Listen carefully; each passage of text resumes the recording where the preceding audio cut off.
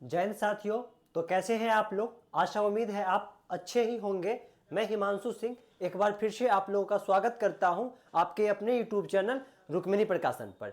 जैसा कि हम लोग एसएससी जीडी के लिए मैथ का प्रैक्टिस सेट सॉल्व कर रहे हैं और सॉल्व करने के दौरान ये चीज़ सीख रहे हैं कि क्वेश्चन एग्जाम हॉल में कैसे बनाएं, किस अप्रोच के साथ क्वेश्चन बनाया जाए ताकि हम एग्जाम हॉल में कम समय में क्वेश्चन सॉल्व कर ले। तो उसके लिए आपको दो तीन चीजों पर अच्छे से पकड़ होना चाहिए। एक तो आपको हर चैप्टर का कॉन्सेप्ट अच्छे से मालूम होना चाहिए और उस पर पकड़ होना चाहिए। जैसे ही आप क्वेश्चन देखें अब तुरंत आप उस कॉन्सेप्ट को अप्लाई कर दे। उसके साथ साथ जब बड़ा बड़ा कैलकुलेशन आए तो उस कैलकुलेशन को हम यूनिट डिजिट और विभाज्यता के नियम से कैसे कम करेंगे और क्या क्या तरीका है जिस तरीका से हम उस बड़े बड़े कैलकुलेशन को छोटा कर सकते हैं।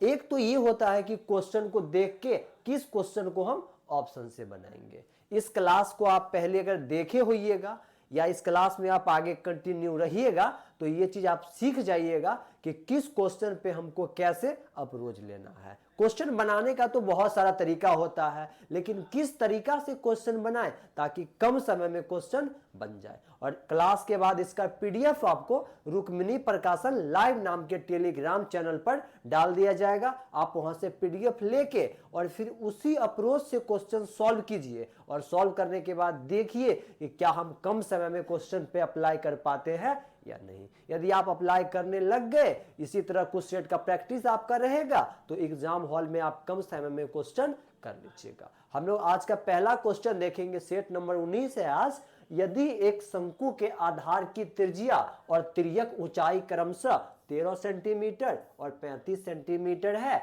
तो शंकु का वक्रपृष्ठीय क्षेत्रफल क्या होगा। ये फॉर्मूला पर ही है, त्रिज्या दे दिया, तिर्यक ऊंचाई दे दिया। सभी बच्चे फॉर्मूला से सॉल्व करेंगे, लेकिन आप थोड़ा अपना दिमाग लगाइएगा।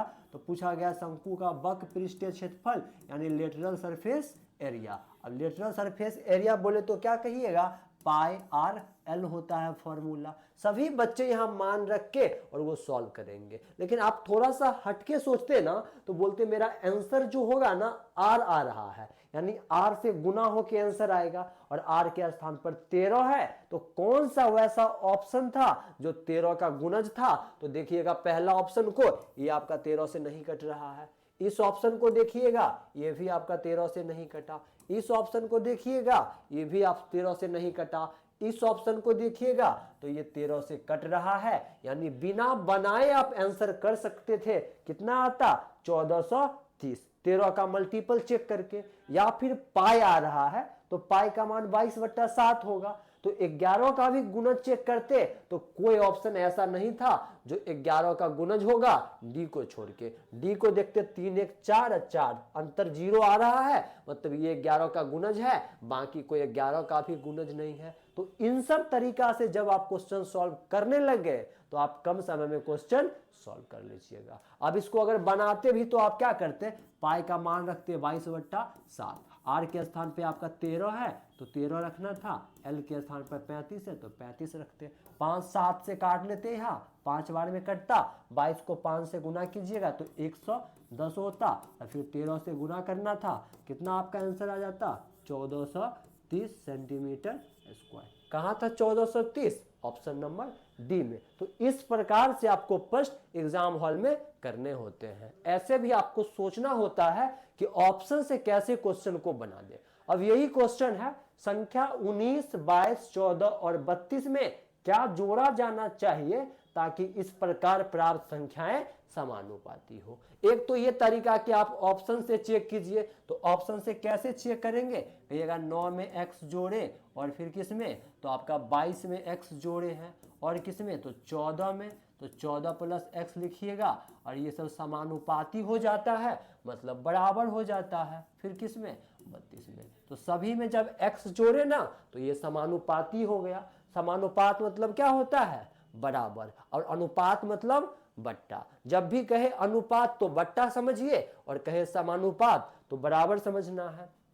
एक तो तरीका कि आप ऑप्शन से कोई वैसा मान रखिए जो दोनों को बराबर कर दे, और ऑप्शन वाला तरीका कब काम नहीं आएगा, जब आपसे x ना पूछ के कहेगा 7x + 14 बताइए। इस टाइप का प्रश्न एक पीछे भी आया था और वहां आपको बताया गया था कि कैसे सॉल्व करना है। वैसे बहुत बच्चे क्या करेंगे, क्रॉस गुना करेंगे, बड़ा बड़ा इक्वेशन बनाएंगे, फिर वो x का मान निकालेंगे। आपको वैसे नहीं करना था। तो आपको करना कैसे था, आप सबसे पहले देखिए इस साइड ऊपर में क्या था, तो कहिएगा ऊपर में है ना 9 प्लस x है, तो 9 प्लस x लिख लीजिए। और उस साइड देखिए तो अंतर कितना है, 32 और 14 में, तो कहिएगा 32 और 14 में 18 का अंतर है, तो इस साइड 18 से गुना कर दीजिए। अब उस साइड ऊपर में क्या है, तो कहिएगा उस साइड ऊपर में 14 प्लस x है, और इस साइड अंतर कितना है, तो कहिएगा इस साइड अंतर 13 है, तो 13 से गुना कर दीजिए। यानी ऊपर में जिस साइड जो लिखा है वो लिख लीजिए, उस साइड के अंतर से इस साइड गुना, इस साइड के अंतर से उस साइड गुना, और सॉल्व करके आप आसानी से x का मान निकाल लीजिएगा। 9 को 18 से गुना कीजिएगा तो 162, और प्लस में 18x, और बराबर क्या लिखिएगा, 14 को जब 13 से गुना कीजिएगा तो आपका कितना हो जाएगा, तो कहिएगा 182, और प्लस में 13x। अब अंतर लीजिएगा 18x और 13x का, तो आप कहिएगा 5x, 5x बराबर आपका कितना हो जाएगा, 20 हो जाएगा। 182 में से 162 को घटाइएगा, 5x का मान 20 है, तो x का मान कितना होगा, 4 होगा। कहां था 4, आपके ऑप्शन नंबर डी में क्या था, x का मान 4 था।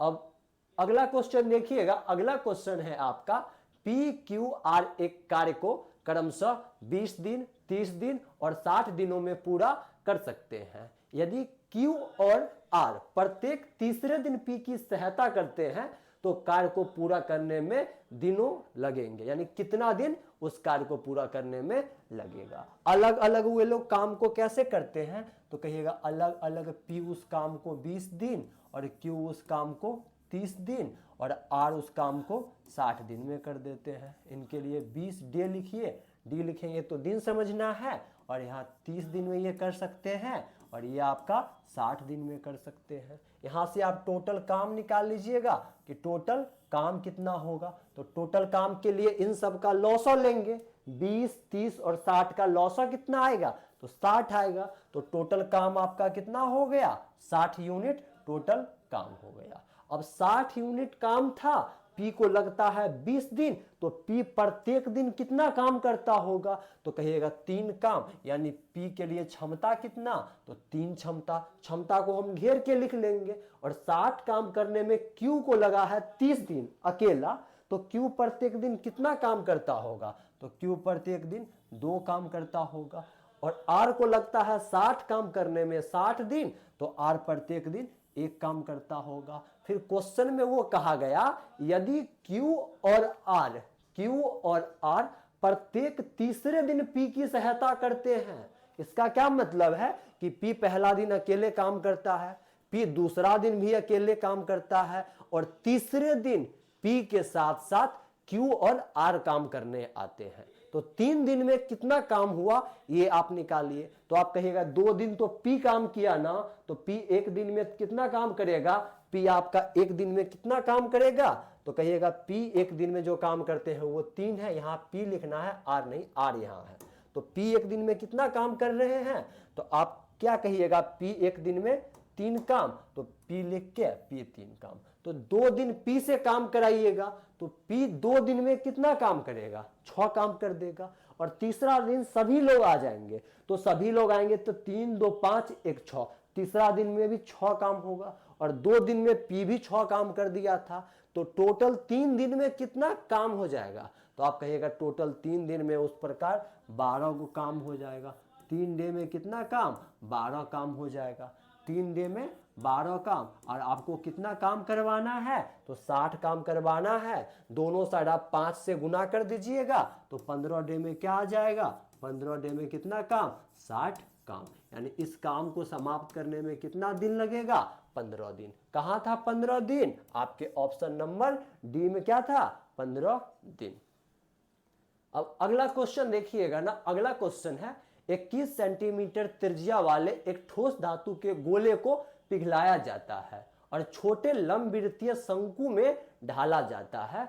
प्रत्येक की त्रिज्या 7 सेंटीमीटर और ऊंचाई 3 सेंटीमीटर है, ऐसे कितने शंकु की संख्या ज्ञात कीजिए। यानी गोला को पिघलाया गया और शंकु बनाया गया।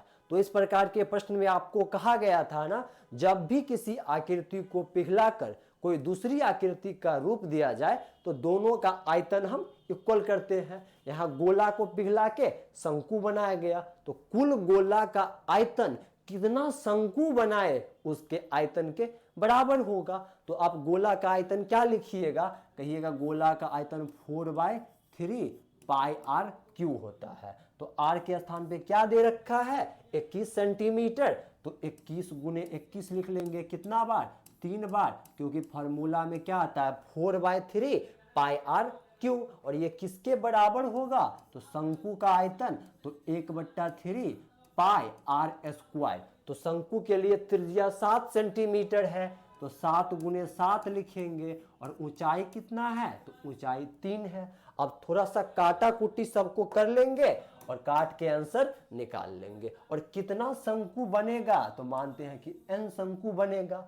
अब सबको काटिएगा, 3 से 3 यहाँ आपका कट जाएगा, उसके बाद पाई से पाई आपका कट जाएगा। अब पाई का मान इसलिए नहीं रखे थे क्योंकि पाई से पाई काट लेंगे। अब आगे और काटिएगा, यहाँ 7 से काट लीजिएगा, 7 से कितना बार में, कहिएगा 3 बार में। फिर यहाँ 3 से काट लीजिएगा, 3 कट जाएगा। अब क्या क्या बचा रहा, एक और 7 बचा है, फिर 7 से काटिएगा 3 बार में। अब क्या क्या बचा, तो कहिएगा आगे बचा हुआ है 4 गुने 3 गुने, और एक यहाँ 21 बच रहा गया, और उस साइड क्या है, n है। n क्या माने थे कि कितना शंकु बना सकते हैं। इस सबको गुना कर लीजिएगा 12 को 21 से, तो आपका क्या आ जाएगा 252। कहाँ था 252, आपके ऑप्शन नंबर ए में क्या था 252। केवल सलूशन एक ही लाइन के हैं, आप यदि कॉन्सेप्ट जानते तो सलूशन एक लाइन का है, काट के आंसर कर देना है।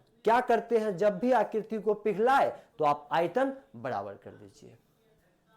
अब अगला प्रश्न देखिएगा ना, अगला प्रश्न है, रमेश और नरेश एक दूसरे की ओर क्रमशः 26 किलोमीटर प्रति घंटा और 18 किलोमीटर प्रति घंटा की चाल से दौड़ना शुरू करते हैं। 1 घंटा और 45 मिनट 1 घंटा 45 मिनट के बाद मिलते हैं। दौड़ शुरू करते समय वो एक दूसरे से कितनी दूरी पर थे, यह आपको मीटर में बताना है कि वो लोग कितने दूरी पर थे। दोनों आदमी दौड़ शुरू करते हैं और शुरू करने के बाद ना वो लोग 1 घंटा 45 मिनट बाद मिलते हैं। तो टोटल समय को घंटा में आप बदल लीजिए, तो कहेगा टोटल समय हम घंटा में निकालेंगे ना, तो 1 घंटा तो सीधा सीधी है, उसके बाद 45 मिनट है, तो 45/60 कर देंगे, तो क्या आ जाएगा 3/4 घंटा। यानी 45 मिनट 3/4 घंटा होता है। और टोटल समय को आप सॉल्व कर लीजिएगा तो 7/4 घंटा लगता है। और एक व्यक्ति उधर आते हैं, एक व्यक्ति इधर से आ रहे हैं। प्रश्न में कहा गया है एक दूसरे की ओर, एक 26 से एक 18 से, तो दूरी बराबर क्या फॉर्मूला पढ़े हैं, चाल गुने समय। यानी वो लोग कितना दूरी से तय कर रहे थे, वो दूरी निकालने के लिए चाल गुने समय। और चाल के स्थान पर हम सापेक्ष चाल लेंगे, क्योंकि दोनों व्यक्ति चल रहे हैं और एक इस साइड में एक इस साइड में, मतलब दोनों विपरीत दिशा में हैं, तो उनका सापेक्ष चाल उनके चालों का योगफल होगा। तो दूरी कैसे निकालते, कहते दूरी बराबर चाल गुने समय। चाल के स्थान पर सापेक्ष चाल लेते तो दोनों का चाल जोड़ते, 26 और 18 44, और समय के स्थान पर 7/4 लिखते। इसको काट लेते, 11 आता है, 11 सते 77 किलोमीटर। यानी उसके बीच की दूरी क्या है, 77 किलोमीटर है। आपसे पूछा गया मीटर में दूरी बताइए, तो मीटर में बदलने के लिए 1000 से गुना कर देंगे, आपका आंसर क्या आ जाता 77,000। कहाँ था 77,000, तो ऑप्शन नंबर ए में। यहां भी कोई लंबा सलूशन तो नहीं था, केवल आपको कॉन्सेप्ट मालूम होना चाहिए था रिलेटिव वेलोसिटी का। जब दो व्यक्ति विपरीत दिशा में जाए तो उनका सापेक्ष चाल चालों का योगफल होता है, और फॉर्मूला वही है, दूरी बराबर चाल गुने समय। समय कितना लगा था 1 घंटा 45 मिनट, पूरा समय को घंटा में बदल लेना है। अब अगला क्वेश्चन देखिएगा ना, अगला क्वेश्चन है, ये बेहतरीन प्रश्न है और इस प्रकार का प्रश्न जब भी आता है तो लोग बेसिक से करते हैं या तो फिर छोड़ते हैं। और हम लोग इस प्रश्न को रेशियो मेथड से कैसे करेंगे वो आप सीखिएगा। प्रश्न में यह कहा गया है, एक विक्रेता अपने अंगूर को लागत मूल्य पर बेचने का दावा करता है, लेकिन गलत वजन का प्रयोग करके फिर भी वह 11.1/9% का लाभ प्राप्त करता है। वह 1 केजी के स्थान पर कितने वजन का प्रयोग करता है? पहले वो कहता है कि हम दावा करते हैं कि लागत मूल्य पर हम सामान को बेच रहे हैं, फिर भी उसको लाभ हुआ। तो ऐसा कभी होगा कि सामान लागत मूल्य पर बेचेंगे हमको लाभ होगा? नहीं हो सकता है। जब तक हम कोई हेरा फेरी नहीं करेंगे तब तक लाभ नहीं होगा। ये हेरा फेरी क्या करता है कि कम वजन तौल के 11.1/9% लाभ कमाता है। कम दिया होगा तो इसको लाभ हुआ होगा। तो आपको बताया गया था कि लाभ जब भी हो तो देना ज्यादा था, दिया कम होगा। देना ज्यादा था, दिया कम होगा। और इसको कितना लाभ हुआ तो आप कहिएगा 11.1/9% लाभ हुआ। अब इसको भिन्न में बदलिएगा ना तो 11.1/9 कितना होता है? आप कहिएगा 1/9। लाभ है तो जोड़ के लिखिएगा, 10 से 9 का रेशियो बनेगा। अब कहिएगा 11.1/9 को आप 1/9 कैसे लिखे, तो वो आप समझिएगा। यहाँ पूर्णांक तोड़िएगा तो 11 9 99 100, आप 100/9 लिखिएगा। और प्रतिशत है ना, इस प्रतिशत को हटाइएगा तो नीचे में आपका क्या आ जाएगा? 2 जीरो आ जाएगा। 2 जीरो से गुना कर दीजिएगा, 100 से 100 कट के क्या आता है? 1/9 आता है। हालांकि जब आप प्रतिशत का क्लास कर लीजिएगा तो ये चीज आपको करना नहीं पड़ेगा। वहां आपको हमेशा याद हो जाएगा कि 11.1/9 कितना प्रतिशत? 1/9 होता है। प्रतिशत में देगा 11.1/9 और भिन्न में होगा 1/9। वहां आपको बदलना नहीं पड़ेगा। और जब प्रतिशत क्लास कीजिएगा तो ये चीज आप सीख जाइएगा। अब क्या रेशियो बन गया? कहिएगा 10 से 9, यानी देना ज्यादा था, दिया कम है, इसीलिए उसको लाभ हुआ। देना कितना था? तो ज्यादा वाला 10 है, देना 10 यूनिट था, लेकिन रियल में कितना देना था? 1 केजी देना था या 1000 ग्राम देना था। 1 केजी को 1000 ग्राम लिख सकते हैं। और वो दिया कितना? 9 दिया। 10 का मान कितना है? 1000 है। ये कितना गुना हुआ है? तो आप कहिएगा 100 गुना हुआ है। तो 9 भी क्या हो जाएगा? 100 गुना होगा। तो 9 को 100 से गुना कर लीजिएगा। वो कितना दिया? 900 ग्राम दिया। देना 1000 ग्राम था, दिया 900 ग्राम, जिस कारण से उसको 11.1/9% का क्या हो गया? लाभ हो गया। कहाँ था 900? आपके ऑप्शन नंबर ए में क्या है? 900 ग्राम। अब अगला क्वेश्चन देखिएगा ना, 30, 36 और 40 के लघुत्तम समावर्तक को 10 से विभाजित किया जाता है।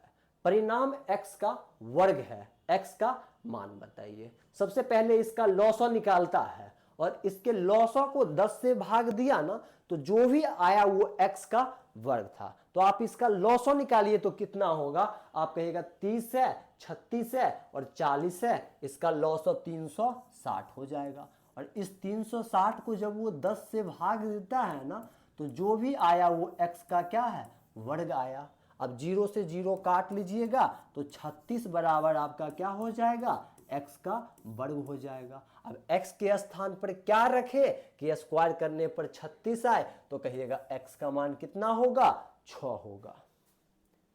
अब अगला क्वेश्चन देखिएगा, अपना क्वेश्चन नंबर 8 है। ये एवरेज का प्रश्न है और बहुत बेहतरीन प्रश्न है। यह प्रश्न जब भी आता है तो गुना भाग बहुत ज्यादा करवाता है यदि आप इस क्वेश्चन को बेसिक से करते हैं तब। और बेसिक से कैसे करना है थोड़ा आपको वो भी बताएंगे। और एग्जाम हॉल में इसको कैसे करें, कैसे इस क्वेश्चन में डेविएशन मेथड लगाए, वो आपको बताएंगे। तो पहले आपको ये बताते हैं कि एग्जाम हॉल में इस क्वेश्चन को कैसे करना था। तो क्वेश्चन ये कहा गया है, 29 प्रेक्षणों का औसत 40 है। यदि पहले 15 प्रेक्षणों का औसत 38 है और अंतिम 15 प्रेक्षणों का औसत 45 है तो 15वां प्रेक्षण क्या होगा? इसमें 29 दे दिया, शुरू से 15 का औसत मालूम है, अंतिम से 15 का मालूम है, बीच वाला आपसे पूछेगा तो बीच वाला कैसे निकालेंगे? यानी बीच वाला बोले तो 15वां का मान हमको निकालना है। अच्छा, टोटल का औसत कितना था? 29 का, तो 40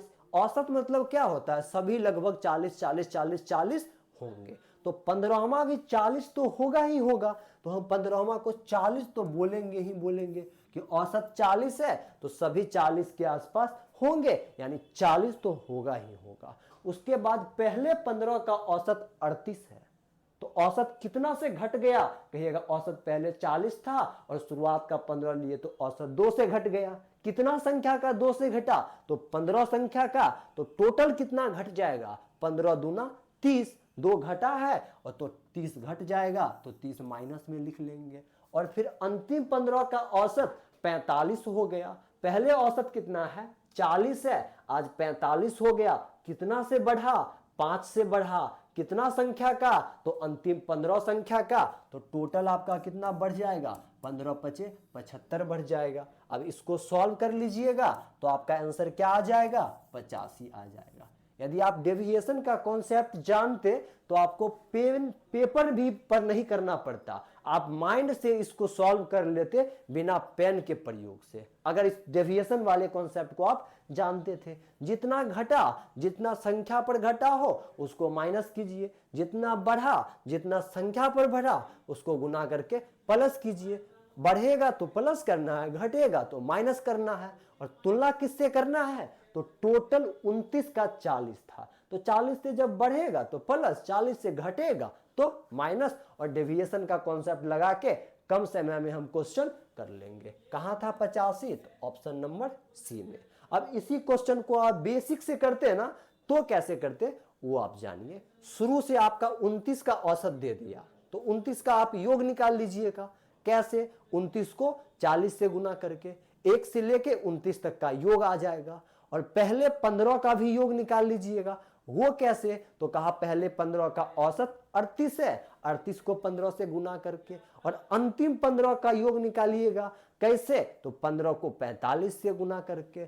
शुरू का 15 और अंतिम का 15 को आप जोड़ लीजिएगा तो 15 वाला 2 बार आ गया, और 1 से लेकर 29 तक का जो योग आया है उसको घटा लीजिएगा तो आपका आंसर क्या आ जाएगा, 85 आ जाएगा। लेकिन वैसे आपको एग्जाम हॉल में नहीं करना है, एग्जाम हॉल में आपको डेविएशन मेथड से ही इस प्रश्न को सॉल्व करना है। अब अगला क्वेश्चन देखिएगा। अगला क्वेश्चन कहा गया, एक चोर 12 मीटर प्रति सेकंड की चाल से दौड़ना शुरू करता है।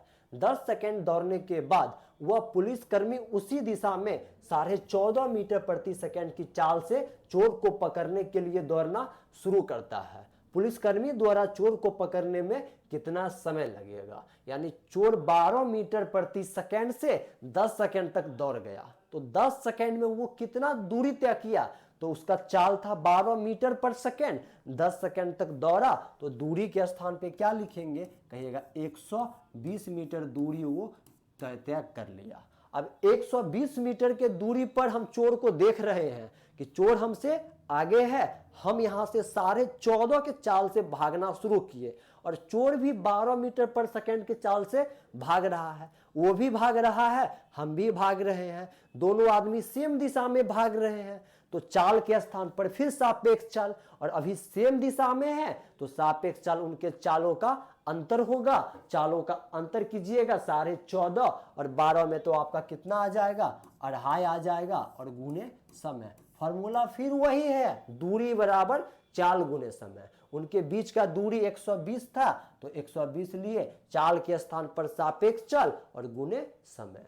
अब 2.5 को आप लिख सकते हैं ना 5/2, और 5 से काटिएगा तो 24 बाद में, और नीचे 2 है, गुना हो जाएगा। टी का मान आप कितना निकालिएगा, 48 सेकेंड। कहाँ है 48 सेकेंड, आपके ऑप्शन नंबर बी में। सोल्यूशन एक ही लाइन का होता है, 1 से 2 लाइन का ही सोल्यूशन होता है इस टाइप के प्रश्न के लिए, लेकिन कॉन्सेप्ट पर आप पकड़ रखिएगा, तब आपके लिए कॉन्सेप्ट आपका हथियार है। यदि आप अपने हथियार को मजबूत रखते हैं तो कैसा भी प्रश्न आए आप एग्जाम हॉल में उस प्रश्न को कम समय में कर लीजिएगा, लेकिन कॉन्सेप्ट पर आपको पकड़ रखना होगा। और कॉन्सेप्ट कब आपको ध्यान में रहते हैं, जब आप सेटों का प्रैक्टिस कीजिएगा तब। फाउंडेशन के दौरान तो आगे लोग पढ़ता है, पीछे भूलता है, और सभी चैप्टर के प्रश्न जब सेट में आते हैं वहां जब आदमी प्रश्न करने लगता है तो वो सभी प्रकार के कॉन्सेप्ट से रूबरू हो जाते हैं, तो उनके ध्यान में सब कॉन्सेप्ट आ जाता है, फिर एग्जाम हॉल में वो आसानी से प्रश्न बना लेते हैं। अब अगला क्वेश्चन देखिएगा ना, क्वेश्चन नंबर 10 है, यदि एक प्राकृतिक संख्या को 5, 6 और 7 से विभाजित करने पर प्रत्येक स्थिति में शेष कितना बचता है? 4 बचता है, तो 3 अंकों की सबसे छोटी प्राकृतिक संख्या क्या होगी? अब 5 से भी भाग देना है, 6 से भी देना है, 7 से भी देके हर एक स्थिति में 4 शेष बचता है, तो 5 आसान है मेरे लिए, हम 5 को चेक करेंगे, इसमें 5 से भाग देंगे तो शेष 1 बच रहा है, 215 कट जाएगा। इसमें 5 से भाग देंगे तो शेष आपका 4 बच रहा है, इसमें 5 से भाग देंगे तो शेष 3 बच जाएगा, इसमें 5 से भाग देंगे शेष 2 बचेगा।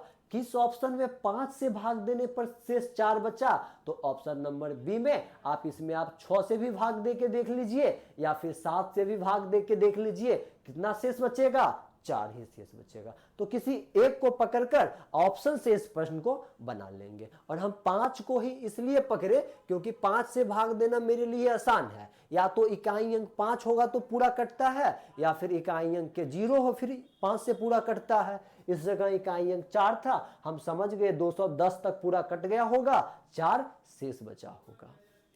अब अगला क्वेश्चन को देखिएगा, अगला क्वेश्चन है a बराबर 2/3 b है, b बराबर 3/5 c है, तो ABC का मान क्या होगा? अब यहां से a/b निकालिए, तो a/b निकालिएगा तो आप कहिएगा a/b 2/3 होगा। फिर यहां क्या दिया था कि b बराबर 3/5 c है, तो b/c निकालिए, c 69 था, 61 लाइए तो भाग में हो जाएगा, और बराबर में क्या बचेगा? 3/5 बचेगा। अब AB भी निकाल लिए और BC का अनुपात निकाल लिए, और जब भी इस प्रकार का प्रश्न आए तो आप देखिए दोनों जगह कौन कौन है जो कॉमन है, यहां भी अपना स्थान बना लेता है, वहां भी अपना स्थान बना लेता है, यानी कि इधर उधर करता है, इधर उधर के चक्कर में है, यहां भी वहां भी। तो B यहां भी है, B वहां भी है, B यहां भी 3 है, B यहां भी 3 है, यानी B इस बार दोनों जगह बराबर रूप लेके बैठा है। अब B बराबर रूप लेके नहीं बैठा रहता तो B को हम मार पीट के बराबर कर लेते, यानी किसी से गुना भाग करके बराबर कर लेते। अभी बराबर है तो B 3 होगा, पक्का पता चल गया। अब A 2 है, B 3 है, C 5 है, तो आंसर आपका क्या हो जाएगा? 2, 3, 5। क्या आएगा? ABC का अनुपात आ जाएगा। अब अगला क्वेश्चन देखिएगा, क्वेश्चन नंबर 12 है, ये भी प्रश्न देख के बनाने वाला है, यदि आप कॉन्सेप्ट इसका जानते तब देखेंगे प्रश्न को कहेंगे 87% इसका आंसर होगा। अब कैसे?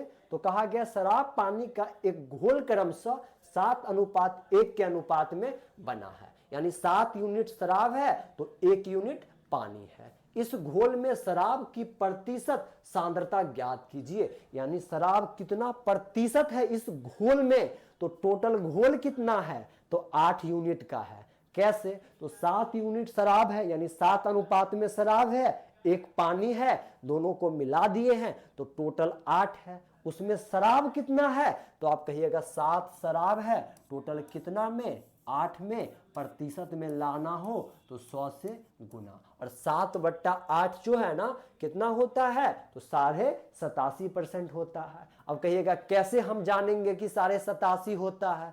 तो जब आप प्रतिशत का क्लास कीजिएगा तो आपको वहां अच्छे से बता दिया जाएगा कि भिन्न को हम प्रतिशत में कैसे बदलते हैं। वैसे भी आप देखिएगा ना तो 1/8 जो होता है ना वो 12.5% होता है, और 7 गुना है तो 12.5 को आप 7 से गुना कीजिएगा तो आपका कितना आंसर आएगा? 87.5। यदि वो भी अभी आप नहीं कर पाते हैं तो प्रतिशत क्लास करने के बाद आप वो चीज कर लीजिएगा, और आपके एग्जाम से पहले प्रतिशत का क्लास एक आपके लिए लाया जाएगा। आप लोग केवल इस चैनल पे बने रहिए, आपके एग्जाम के लिए जो भी चीजें जरूरी हो वो आपके लिए किया जाएगा। वैसे तब तक के लिए आप 700 में 8 से भाग देके आंसर कर लीजिए, 87.5% आपका आंसर आ जाएगा। अब अगला क्वेश्चन देखिएगा ना, अगला क्वेश्चन है, 2 धावक क्रमशः 18 किलोमीटर प्रति घंटा और 20 किलोमीटर प्रति घंटा की चाल से समान दूरी तय करते हैं। यदि पहले धावक को दूसरे धावक की तुलना में 15 मिनट अधिक समय लगता है तो उसके द्वारा तय की गई दूरी निकाले। अच्छा 15 मिनट को आप घंटा में बदलिएगा तो कितना घंटा हो जाएगा, आप कहेगा 1/4 घंटा होगा। क्यों? क्योंकि आपका चाल किलोमीटर प्रति घंटा में था, तो समय को भी हम घंटा में बदल लिए। 15 मिनट था, 60 से भाग देंगे, 15/60 1/4 घंटा आ जाएगा। अब दूरी निकालने के लिए डायरेक्ट कॉन्सेप्ट क्या है जिसको हम एग्जाम में प्रयोग करें, तो दूरी निकालने के लिए वो आपका कॉन्सेप्ट है जिसको आप एग्जाम में प्रयोग कीजिएगा, चालों का गुणनफल। तो चाल कितना कितना है, आप कहिएगा 20 × 18, चालों का गुणनफल बट्टा में चालों का अंतर, तो 20 - 18 तो 2 हो जाएगा, गुने समय का अंतर, समय कितना अधिक लगा है तो घंटा में 1/4। अब काटा कुटी आप कर लीजिएगा, 2 से इसको काटिएगा तो 10 होगा,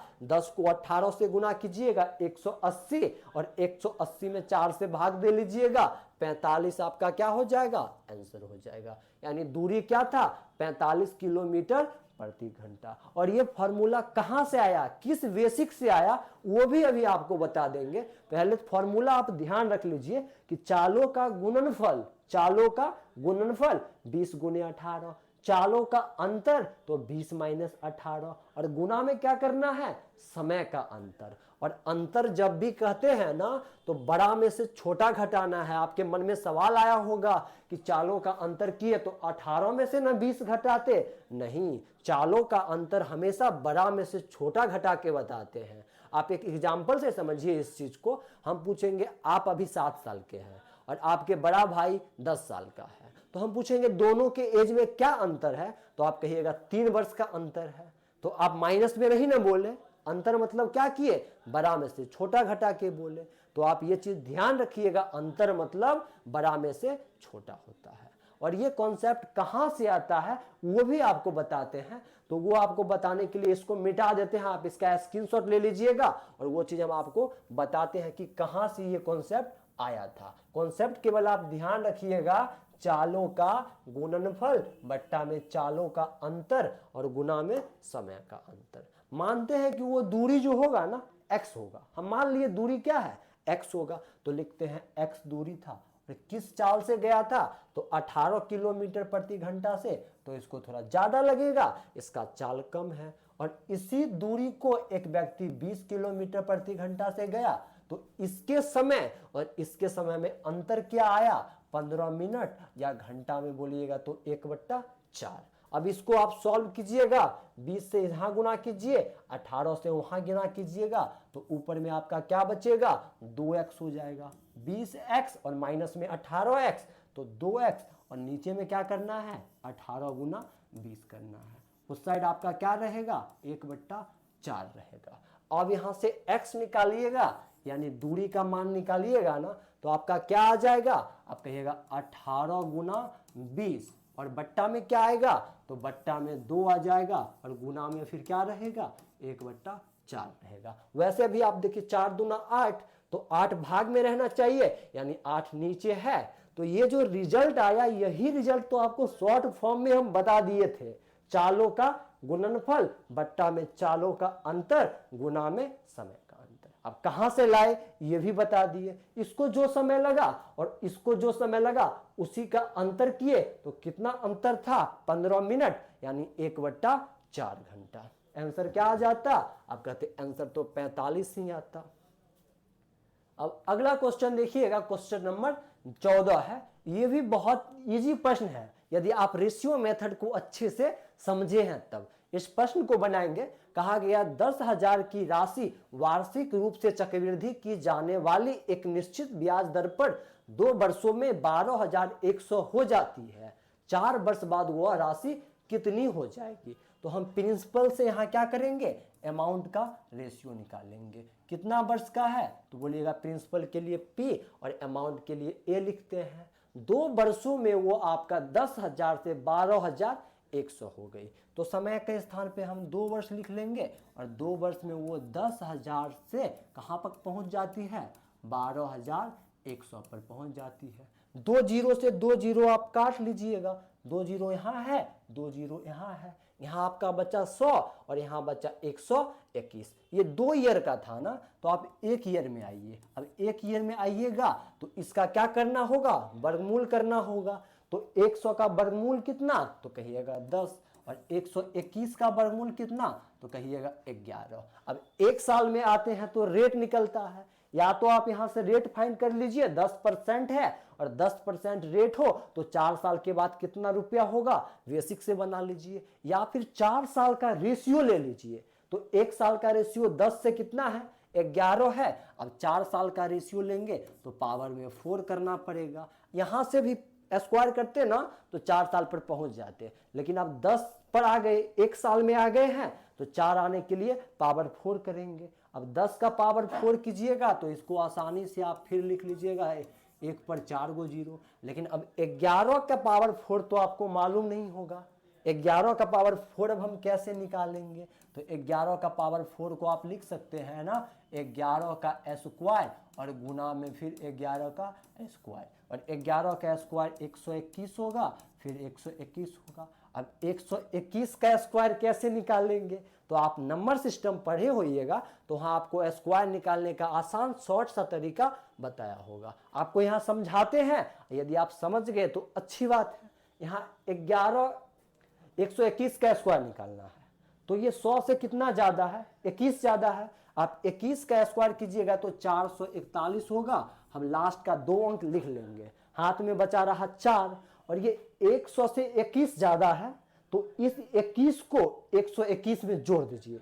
तो 121 में 21 जोड़िएगा तो 142, और हाथ में था 4 तो उसको भी जोड़ लीजिए 146। अब कैलकुलेटर में आप 121 का स्क्वायर निकालिएगा 14,641 आ जाएगा। तो इसके स्थान पर क्या लिखेंगे, 14,641। अभी अनुपात में प्रिंसिपल 4 साल के लिए कितना है, 10,000, और अमाउंट कितना है 14,641, और रियल में भी प्रिंसिपल 10,000 रुपया है।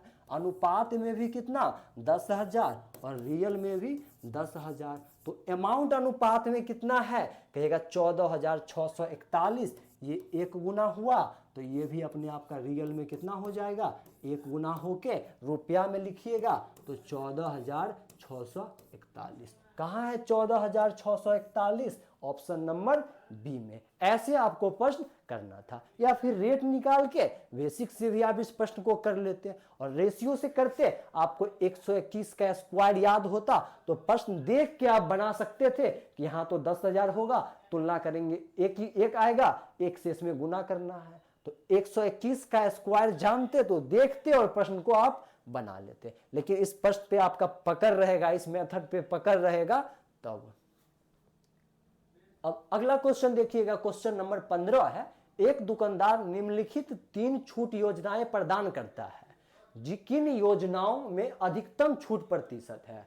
अब वो क्या करता है, पहला में 5% और 20% का छूट दिया है, तो एकल छूट निकालेंगे। एकल छूट कैसे निकालते हैं, तो फर्स्ट केस में आप एकल छूट निकालिएगा ना, तो आपको क्या बताए थे, 2 अलग अलग छूट हो तो दोनों को पहले जोड़ लीजिए, 5 + 20, और फिर माइनस करना है 5 × 20 और बट्टा में 100। तो आपको क्या निकल के आ जाएगा, एकल छूट। ये आपका कितना आ जाएगा, 25, और 25 में से 1 घटा लीजिएगा तो 24। तो फर्स्ट केस के लिए एकल छूट 24% है।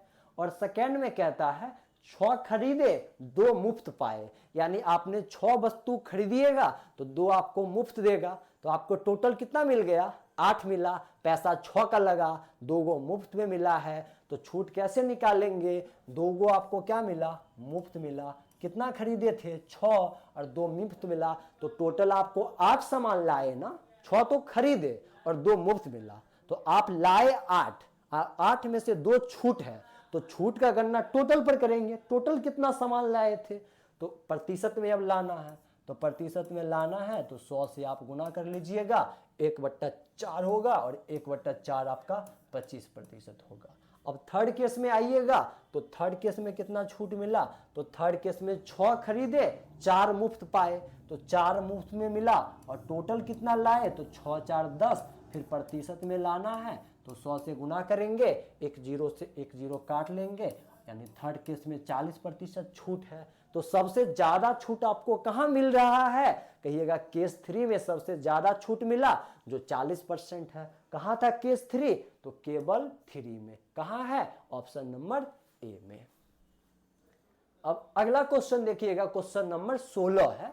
यदि 6 पुरुष किसी काम को 4 दिन में पूरा कर सकते हैं और 3 महिलाएं उसी काम को 7 दिनों में पूरा कर सकती है, तो उसी काम को 8 पुरुष और 3 महिलाएं पूरा करने में लगने वाला समय ज्ञात करें। अब कुल काम निकालेंगे यहां से, तो कुल काम 2 केस से, एक केस में पुरुष और एक केस में महिला। तो कुल काम हम कैसे निकालते हैं? मैन इंटू डे, यानी आदमी की संख्या को दिन से गुना कर देते हैं तो कुल काम निकलता है। अब यहां आके हम कुल काम निकालेंगे दोनों केस में, तो कुल काम को पहले बराबर कर लेंगे। कुल काम तो सेम ही होगा, एक बार में कौन करते हैं? 6 पुरुष 4 दिन में, तो हम कहेंगे 6 मैन है, इनको लग गया 4 दिन। और ये किसके बराबर है? ये आपका कुल काम आया। और ये कुल काम किसके बराबर होगा? जब उसी काम को 3 महिलाएं 7 दिन में करती है, यानी 3 ओमेन 7 दिन में। तो ये भी कुल काम, ये भी कुल काम, दोनों आपस में बराबर होगा। अब 3 से काट लीजिएगा तो 3 दूना 6। अब यहां से आप मैन और वोमेन के क्षमता का अनुपात निकाल लीजिएगा। तो मैन इस साइड है, वोमेन उस साइड से यहां लाइएगा, तो उस साइड आपका 7 बचा रहेगा और नीचे क्या लिखिएगा? 4 दूना 8। यानी मैन प्रत्येक दिन 7 काम करते होंगे, वोमेन प्रत्येक दिन 8 काम करते होंगे। तो टोटल काम अब कैसे निकालेंगे? तो मैन के स्थान पे 7 रख दीजिए या फिर आप वोमेन के स्थान पे 8 रखिए, तो कुल काम निकल जाएगा। अब उसी कुल काम को 8 पुरुष और 3 महिलाएं करेंगे तो कितना समय लगेगा? तो हम समय कैसे निकालेंगे? तो समय के लिए कुल काम, तो कुल काम कहां से आएगा? तो 6 मैन, तो मैन प्रत्येक दिन 7 काम, और कितना दिन लिए थे काम करने में? 4 दिन। तो ये आपका कुल काम होगा। और इस कुल काम को करने अब कौन आदमी आ रहे हैं? 8 पुरुष आ रहे हैं। तो एक पुरुष प्रत्येक दिन 7 काम, तो 8 पुरुष 8 सते 56 काम, तो पुरुष 56 काम करेंगे। और कितना महिला आ रही है? 3 महिला आ रही है। तो एक महिला प्रत्येक दिन 8 काम, तो 3 महिला 8 तिरिक 24 काम, तो एक दिन में 56 प्लस 24 इतना काम होगा। अब उसको आप गुना कर लीजिएगा, तो 42 गुने क्या लिखिएगा? 4 लिखिएगा, और नीचे में आपका क्या हो जाएगा? 80 हो जाएगा। फिर 4 से काट लीजिएगा तो यहाँ 20 हो जाएगा। फिर आप 2 से काटिएगा तो 21/10 आपका क्या हो जाएगा? आंसर हो जाएगा। कहाँ है 21/10? आपके ऑप्शन नंबर ए में क्या था? 21/10 दिन। यानी उसी काम को 8 पुरुष और 3 महिला मिलके करेंगे तो कितना समय लगेगा? 21/10 दिन लग जाएगा। अब अगला प्रश्न देखिएगा, निम्नलिखित में कौन सा अनुपात सबसे बड़ा है? अब 4 गो भिन्न दे दिया गया, आपसे पूछा गया कौन सबसे बड़ा है। तो इसके कॉन्सेप्ट ये होता है कि आप इसका अंतर देखिए। तो वैसे तो बेसिक भी है, भाग दे दे के चेक कीजिए कौन सबसे बड़ा है कौन छोटा है, वैसे में आपको टाइम लग जाएगा। और कॉन्सेप्ट आपको मालूम होता तो देखिए यहाँ भी कितना का अंतर है? कहिएगा 5 और 6 में 1 का अंतर है। यहाँ कितना का अंतर है? यहाँ भी 1 का अंतर है। 2 और 1 में कितना का अंतर है? तो 1 का अंतर है।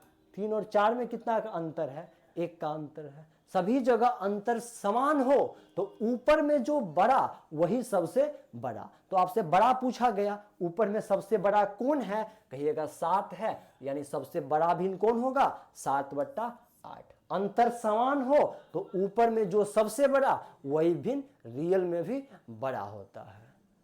अब अगला क्वेश्चन देखिएगा, क्वेश्चन नंबर 18 है। 27/81 समानुपात में x अनुपात 63 है। ये प्रश्न पहले भी आपको बताए थे। अनुपात मतलब बट्टा, और 27/81 कीजिएगा तो 1/3 आ जाएगा कट के, तो 1/3, और बराबर में क्या लिखिएगा?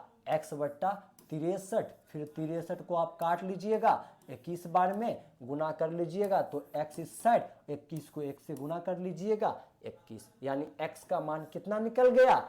21। कहाँ था 21? ऑप्शन नंबर बी में। अब अगला क्वेश्चन देखिएगा, क्वेश्चन नंबर 19 है। एक वस्तु के अंकित मूल्य पर ग्राहक को 4.5% की छूट दी जाती है। एक लड़की ने रुपये 191 में वस्तु खरीदी, वस्तु का अंकित मूल्य क्या होगा? इस प्रश्न को आप देख के भी कहिएगा 200 होता और 4.5% छूट मिलता, यानी 9 रुपया छूट मिल जाता। 4.5% का क्या मतलब है कि 100 में 4.5 रुपया छोड़ेगा। अगर 200 दाम होगा तो 9 रुपया छोड़ेगा, और 200 ही दाम होगा तभी तो 9 रुपया छोड़ के 191 में बेचा होगा। तो क्या आंसर करते? 200। और इसको बनाने जाते तो वो भी इजी है। कैसे बनाते हैं? मानते कि अंकित मूल्य x रुपया है, 4.5% छूट दिए तो इसको कितना में बेचे? 95.5% पर बेचे। प्रतिशत हटाएंगे, नीचे में 100 आएगा, और कितना में रियल में बिका? तो कहेगा 191 में बिका है। और 95.5 का 2 गुना क्या होता है? 191। तो 2 बार में आप काट लीजिएगा, और इस 100 को अब 2 से गुना कर लीजिएगा तो x का मान क्या आ जाएगा? 200। x क्या माने थे? अंकित मूल्य। तो अंकित मूल्य आपका कितना होगा? 200 हो जाएगा। अब अगला क्वेश्चन देखिएगा। अगला क्वेश्चन है 28 वस्तु का विक्रय मूल्य 16 वस्तु के क्रय मूल्य के बराबर है। लाभ या हानि प्रतिशत बताइए दशमलव के 2 स्थान तक आपको। 28 वस्तु का विक्रय मूल्य है ना, तो 28 और विक्रय मूल्य बोले तो एसपी सेलिंग प्राइस, और कितने वस्तु के क्रय मूल्य? तो 16 वस्तु के क्रय मूल्य यानी 16 गुने सीपी के बराबर है। आप सीपी से एसपी का यहाँ रेशियो निकालिएगा, तो सीपी उस साइड है, एसपी को उस साइड भेज लीजिएगा, तो 28/16 होगा, और 28/16 को 4 से काटिएगा तो 7/4 होगा। यानी उसका क्रय मूल्य सीपी 7 था, विक्रय मूल्य 4 है, यानी 7 का सामान 4 में बेचे तो हानि होगा ना, तो लाभ वाला तो आंसर नहीं होगा। ये भी आपका आंसर नहीं है, ये भी आपका आंसर नहीं है, आंसर हानि वाला होगा। कितना का हानि हुआ है? आप कहिएगा 3 का हानि हुआ।